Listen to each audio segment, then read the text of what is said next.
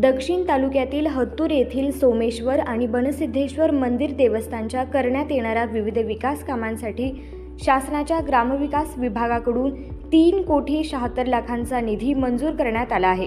आमदार सुभाष बापू देशमुख यांनी या कामासाठी वारंवार पाठपुरावा केला होता। नुकतेच त्यांनी यासाठी ग्रामविकास मंत्र्यांसोबत बैठक घेऊन निधीची मागणी केली होती।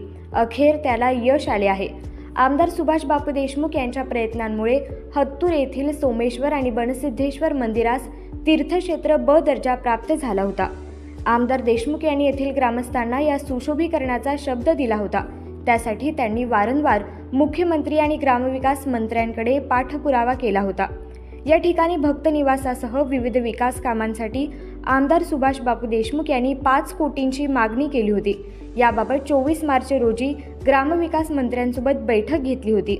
ग्रामविकास विभागाने यासाठी 3,76,00,000चा निधी मंजूर केला असून पहिल्या टप्प्यात 75,00,000चा निधी वितरितही करण्यात आला आहे।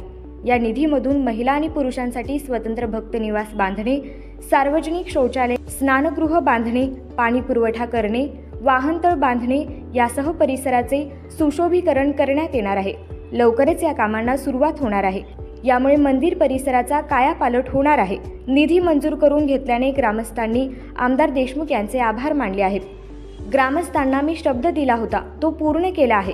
आगामी काळात मंदिराच्या सुशोभीकरणासाठी व तीर्थक्षेत्र विकासाच्या अनुषंगाने मंदिर हे राज्यात नावारूपाला येण्यासाठी पूर्ण सहकार्य करणार असल्याचे आमदार देशमुख यांनी सांगितले।